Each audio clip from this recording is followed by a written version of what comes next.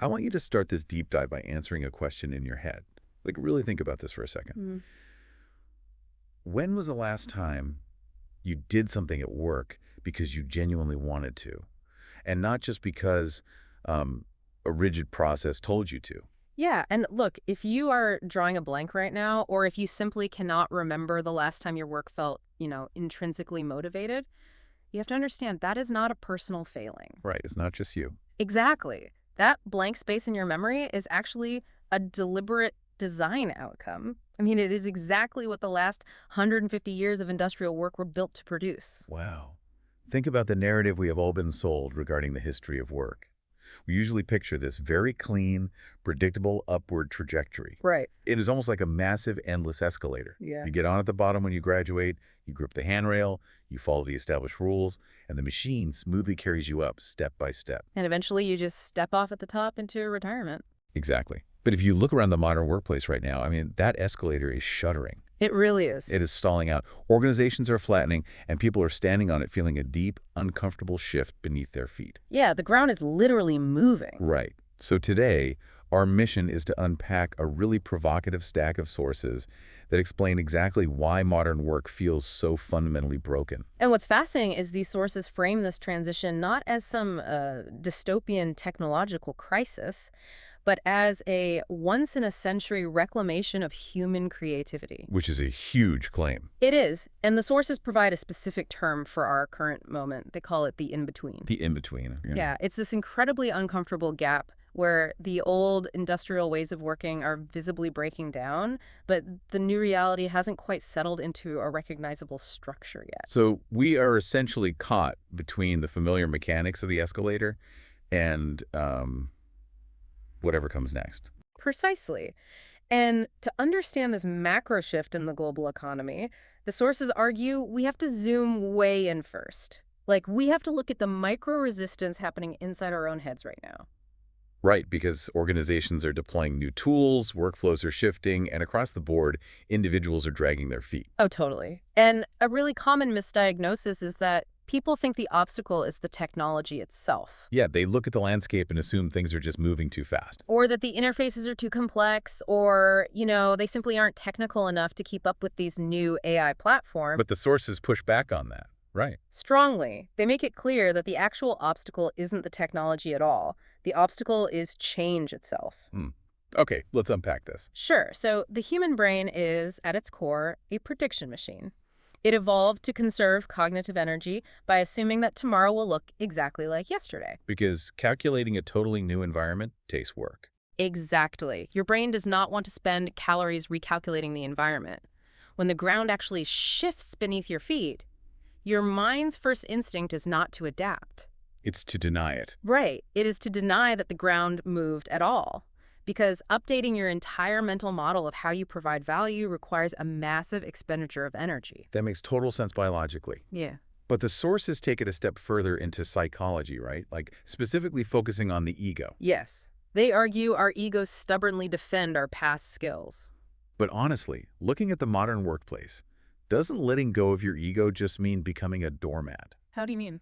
Well, if you abandon the specific expertise you spent a decade building just because a new algorithm appears, you are essentially surrendering your value and your leverage in the workplace. I get why you'd say that, and that is the exact trap many professionals fall into when they hear the concept of letting go of the ego. Right. They equate it with destroying their sense of self-worth or passively accepting whatever a company dictates.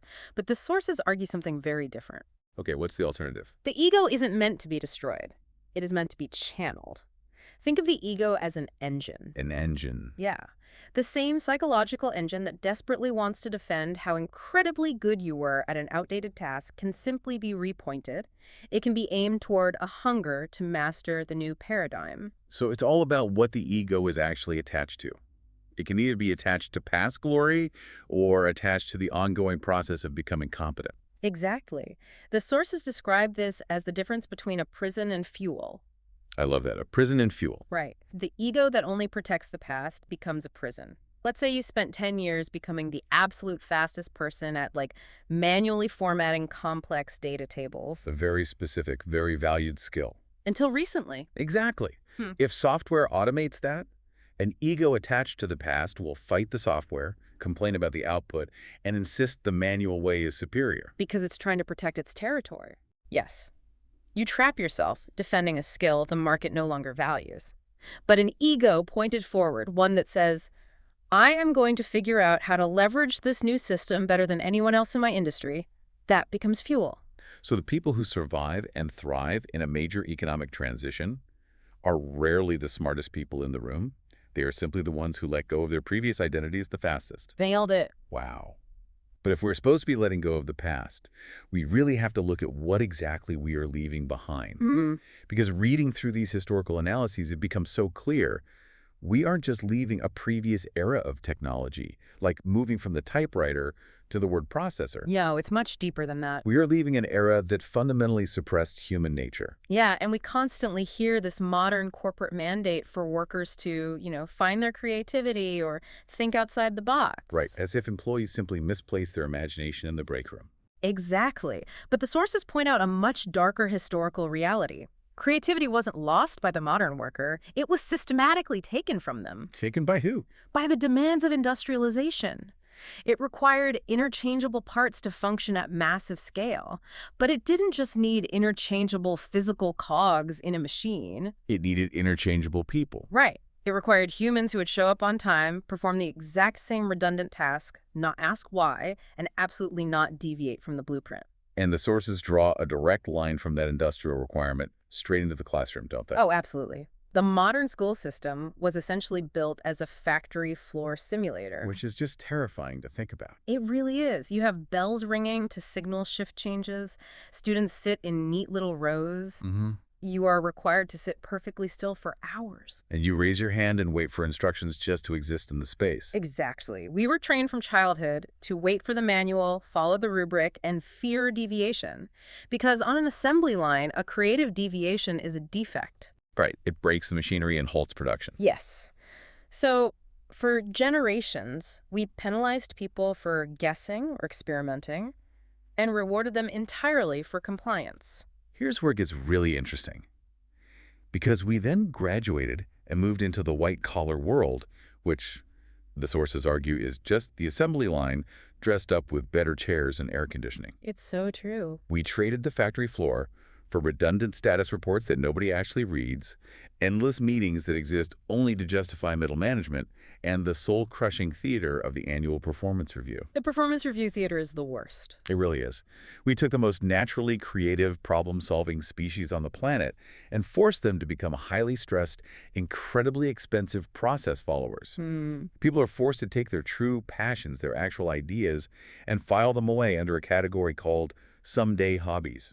Meanwhile, the mechanical drudgery gets 40 hours of their best energy every week and is labeled a career. It is deeply tragic on an individual level, but looking at the broader historical picture, we have to acknowledge why it happened. Okay, why did it have to happen? Because for the last 150 years, you simply could not build anything at massive scale without rigid, specialized, highly controlled tasks. Right.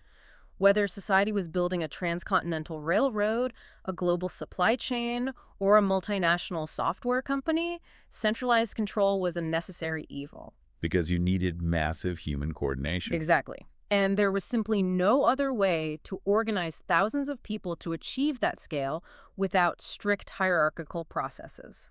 But if that rigid system was genuinely required to build the modern world, it makes no sense to abandon it unless something fundamentally broke the need for that massive human coordination. Right. Like we wouldn't just walk away from the assembly line unless we finally had a replacement for the process followers. And we do have a replacement. AI. Yes. The sources point to artificial intelligence as the circuit breaker for the industrial mindset. AI is the ultimate process follower. Software development is used in the sources as a prime example of this transition, isn't it? Oh, it's a perfect example. Because coding was always sold to us as this ultimate creative frontier, like the modern artist at the keyboard. Right. But the reality is that it devolved into its own hamster wheel. Developers spend hours memorizing rigid syntax, looking up the exact same boilerplate functions over and over, and debugging a single missing semicolon for half the afternoon. Yeah, it's wild. 90% of their cognitive energy goes into accommodating the rigid grammar of the machine, not the actual architectural problem they are trying to solve. So they basically became typists for the machine. They did, but AI is perfectly suited to take over that exact mechanical burden. It excels at translation, generating boilerplate code, and running endless debugging loops. Because AI does not get bored reading documentation. Exactly. When you hand the how over to the machine, it liberates the human to finally live entirely in the what and the why. And coding is a highly technical domain. But the sources apply this across the board, right? Take a standard white-collar role, like a mid-level market research analyst. Oh, that's a great one. Their daily workflow is completely eaten up by the how.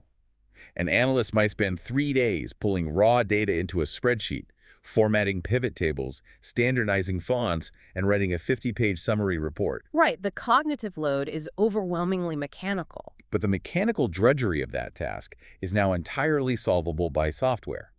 AI can ingest the raw data and generate the formatting, the pivot tables, and the 50-page written summary in seconds. Which forces the analyst to shift their value entirely. How so? While they can no longer justify their salary based on their ability to format a spreadsheet or write grammatical summaries, they are now valued exclusively for their judgment. Ah, so they look at the AI-generated trends and ask the bigger questions. Exactly. Like, what does this actually mean for our strategy? What is the counterintuitive move the data suggests? What is the human story hidden in these numbers? That is huge.